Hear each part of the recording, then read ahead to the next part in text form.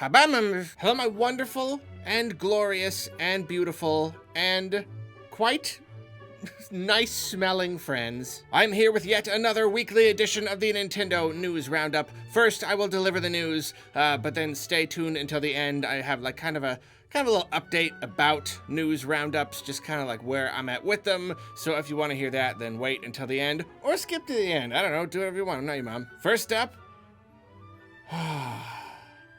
wow.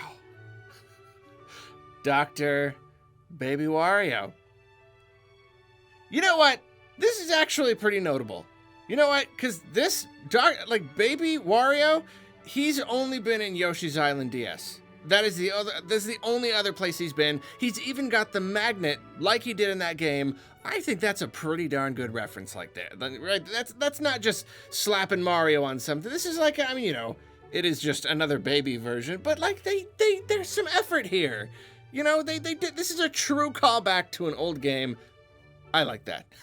I like that. I do still wish he had the mustache, though. I feel like even Baby Wario, he should still have a mustache. Moving on to much less important news, Sakurai has revealed that the new Smash character coming to the Smash Brothers game, where the guys hit each other, is Min Min from ARMS. Obviously, we knew it was going to be an ARMS character. He did this fun presentation revealing it to be Min Min. I did really like the animation they did with the whole like leaving Springman out in the cold. I thought that was very cute. I've seen a lot of very positive reception to the news. And now that we know this character is coming, we can officially push it out of our minds entirely and start just ravenously waiting for the next announcement, because it's always about the next announcement, because we are just ravenous to know what's coming next. I don't really know when that'll be. I don't know if that's going to be, you know, delayed for obvious reasons or not, or if we can expect it kind of soon.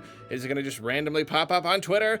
Who knows? But I don't know. It's fun knowing that there's still more coming. It's almost overwhelming at this point. Crash is getting a new game, make it Crash. Next up, as usual, people are sneaking peeks at Super Nintendo World being built in Japan right now. And this time we have some video of a Yoshi straight up running around a tree. Just a little, presumably animatronic Yoshi running around a tree.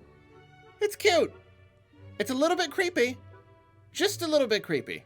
But it is cute. I really hope that thwomp ends up making a noise and falling. That would be really cool too. Like, I don't know how much animated stuff they plan on having up in the background, but now we have the Yoshi and the coins, and I do like that. I especially like the music choice. Tom Petty's Free Fallin' playing while this Yoshi just endlessly runs around a tree.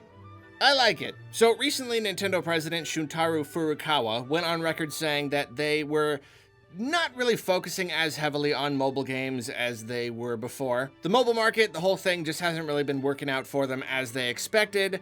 So that was a while ago, but then Bloomberg just did a report kind of digging deeper into the whole entire thing. They dug up a few more kind of concrete quotes about how Nintendo doesn't really have anything in the pipeline, don't expect any new mobile games until maybe like the end of the fiscal year. It also digs into how when Nintendo launched their mobile efforts, you know, when they first finally said, fine, we'll do mobile games, that was when the Wii U was kind of flagging. But now that the Switch is doing so well, that's making them rethink, you know, like their mobile games haven't really just caught on fire like crazy, and the Switch is doing so well. They're like, why don't we just focus more on the thing that is working on our own platform rather than getting people onto, you know, mobile platforms? And then just comparing their mobile games with other popular mobile games, they're learning that the only way to make money, especially like it's a big, you know, the gacha thing in Japan is huge. The only way to make money is with these kind of predatory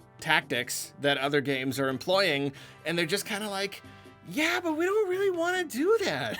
It's not really a thing we want to do. And I mean, as I've said, they are doing it a little. There's that kind of stuff is in, you know, Animal Crossing and Mario Kart and stuff like that. But it seems like they don't want to go full blast in that direction, you know? And I can certainly appreciate that for reasons that are probably obvious by now.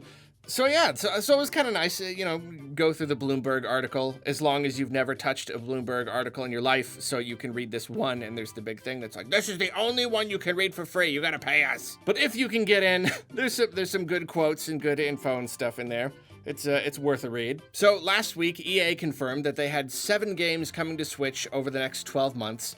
I'm not gonna, Roberta, my high horse, is out grazing in the field. I'm not gonna bother. I'm not gonna go into the whole thing. But VentureBeat's Jeff Grubb claims to know the full lineup coming to Switch, at least, well, full for the most part. We already knew about Burnout Paradise Remastered and Apex Legends, and it seems FIFA 21 and something called Lost in Random. Those are confirmed.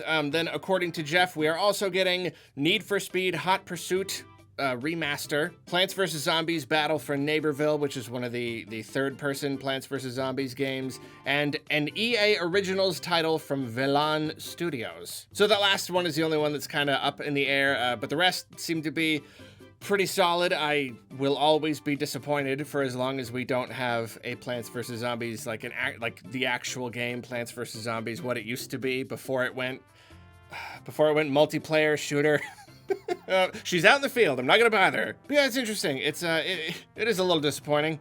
Obviously, there are a lot of other titles that people would probably prefer. This is kind of just like, okay, yeah, but I mean, not exactly unexpected from EA. Sorry, don't worry. Just keep grazing. I don't need. Just stay out there. I don't need you.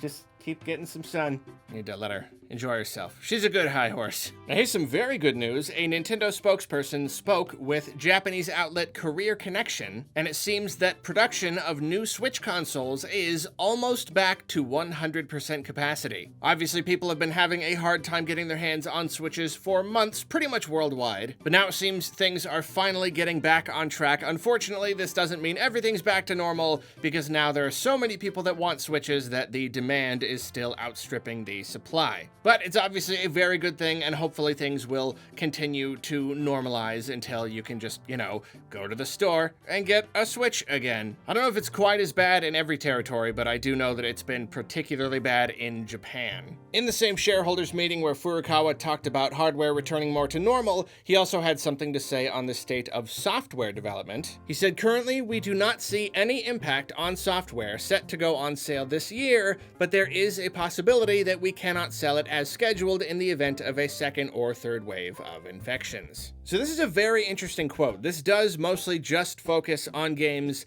set to go out this year, so we don't know. I mean, there could be a big delay in development for games in the future. If people are having a harder time working now, who knows? And if there's another big wave, there's a possibility that even games that are scheduled are not going to go out on time. But that first part, we do not see any impact on software set to go on sale this year. That to me means that every single game they were already planning on releasing this year, they're not going to be delayed. And that's what I'm getting here. And if that is true, then that is very exciting. That means that, I don't know, obviously they dropped Paper Mario on us pretty suddenly, and if all of these Mario remaster rumors are true, then there might be no delay. And even more excitingly, I've been imagining for a while now, I made a whole video about it, that I thought Breath of the Wild 2 was definitely going to be a holiday title this year. Obviously, that has fallen very much into question because of this situation. But if that was true, if I was right, this could mean that game still on. I don't know what I'm trying, whatever. It could still be on for this holiday. We could just be sitting here waiting for a shadow drop of a Breath of the Wild 2 full crazy reveal trailer with a holiday release date. We can't know until it happens, but this has given me very much renewed faith that it might. And that is obviously very, very exciting, that there is a possibility we could be playing Breath of the Wild 2 in 5 months. I can wait 5 months. So this is funny. In a New Game Plus Expo 2020 showcase, Suda51 of No More Heroes fame came on to kind of talk about gaming and stuff like that, when all of a sudden, actual gameplay footage from No More Heroes 3 started playing behind him, and it's very, very cute. And later he came, "Oh no, it's an editing issue. Sorry about that. We accidentally leaked some gameplay footage." But of course it's hard to see because his head was in front of it the whole time. So it's cool. We finally got at least an obscured look of gameplay from the game. If anything, I'm talking about this right now just because I want to highlight how much I love this. How much I love the idea of these just silly little teasery, goofy things like this. I want to see more of this from Nintendo. Also, I will never mention Suda51 without casually mentioning how, oh, you know, I got to meet him at PAX. It was no big deal, you know, just whatever. Just got to little special press demo that I did with Lockstin. Got to meet Suda51, you know, whatever. No big deal. So here's some big, crazy, mind-blowing news. Swimming is officially returning to Animal Crossing. It seemed inevitable. It didn't seem likely that they would just take out a few random features from New Leaf and just never bring them back. It was always pretty obvious to me that they were going to bring it back eventually, and now they officially are. They're bringing back swimming, and I'm actually like, I don't even know if I did swim it. I played New Leaf a lot, but I don't remember swimming much. I'm actually really impressed here how, like, this opens up a whole new batch of critters to catch for your museum. I kind of thought the fact that it came later would mean it was kind of just this extra superfluous thing. But that's actually very cool. This is a reason, you know, a good reason for hardcore collectors to boot it up again. You know, if they haven't played for a while, it's like, well, I don't want to play it just to swim around. Oh, more museum stuff, eh? So I thought that was pretty cool. I do see there's this part with Gulliver. It's like, no encounter. Gulliver washing up, but he's like dressed differently. All I can hope is that you get pirate stuff from him. I just want pirate stuff. Is there a way to get pirate stuff already?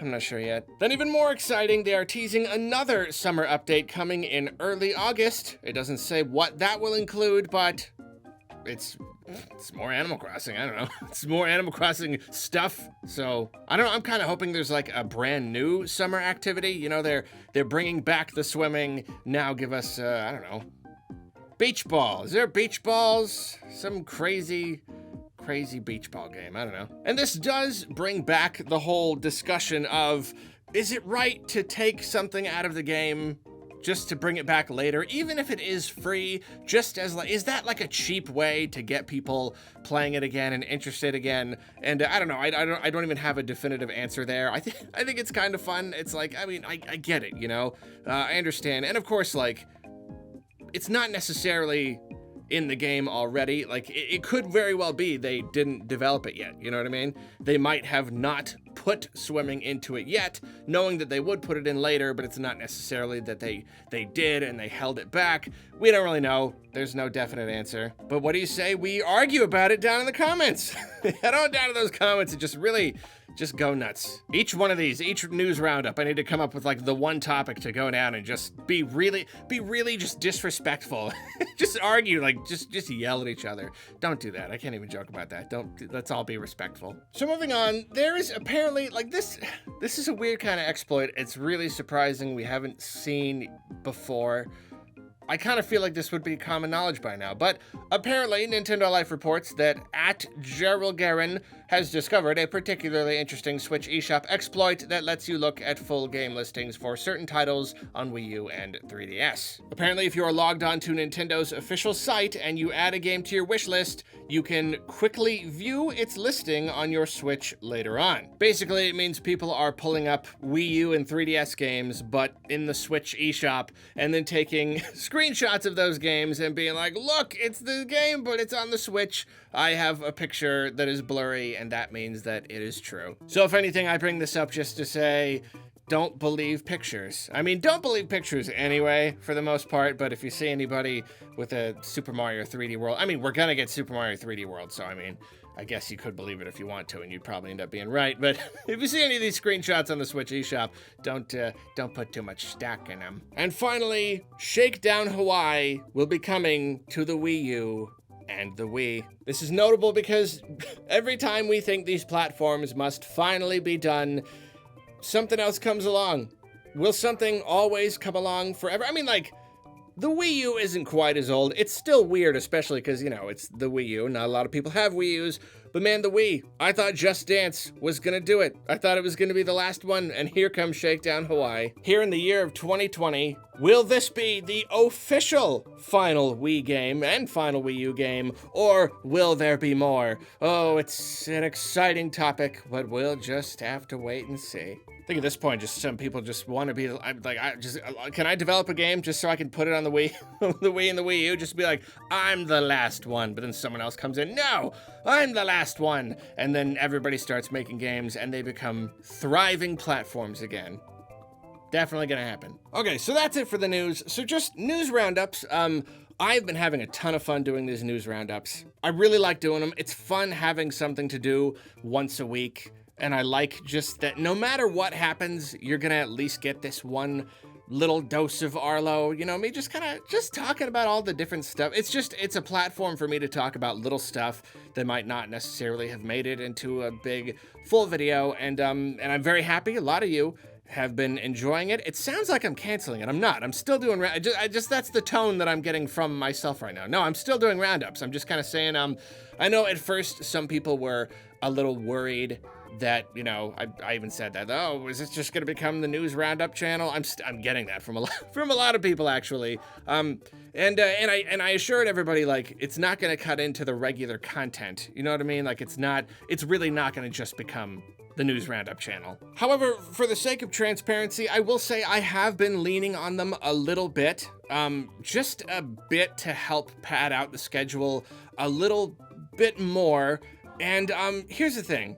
Like, before, I would always want to release something, because that's the thing about YouTube. The more content you create, the bigger your paycheck is. So there's this pressure to just like, oh, I made a lot of content. I should just put it all out and make more. And our output, you know, Kane's been working like crazy. The output has been really, really crazy. And I feel like it's just getting higher and higher and higher. Like the averages per month, like, for a while, it was like, oh, I need to do at least 4. Wow, can you believe I've been doing 6? Oh, wow, pretty regularly doing 8 now. Whoa, what is this, 11 or 12 some months? This is crazy. So I've been making more of an effort to very, like, purposefully schedule my content, sometimes getting it done days or even weeks ahead of time, and just planning when it's coming out so that I can build up a little library and make myself extra time. And the roundups have been helping tremendously there to just kind of, I don't know, just help keep the ship afloat while I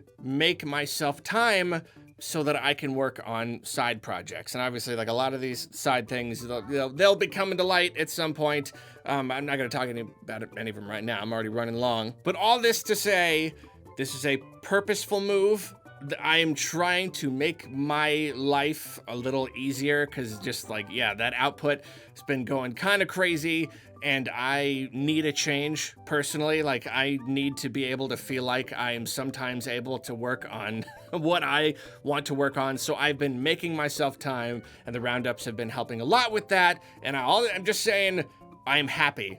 It's making me very happy to work on all of this side stuff and just not stress quite as much about getting stuff out without getting out as much as possible, as fast as possible. So I'm glad a lot of you seem to enjoy them. A lot of you seem to not care that much. That's fine. I get it. It's a kind of a specific thing. It's a weekly show. It's not for everybody. But for everybody who's given me just nothing but great, awesome feedback and talked about how much you enjoy these weekly, thank you so much. Thank you the other people too. You're not listening to this because you're not watching it, but I thank you for watching the other videos. I don't know. I'm actually really happy with how things have been going, and I cannot wait to reveal some of these side projects to you. Oh yeah, and don't forget the fact that everything is just stressful. I mean, like, we're all in this big stressful situation, lots of stressful situations, so that's another part of it. It's not always easy to work in the same capacity that I always have, so that's another thing. Thank you for bearing with me here. Anyway, thank you for watching. I will see you later. Have a wonderful day.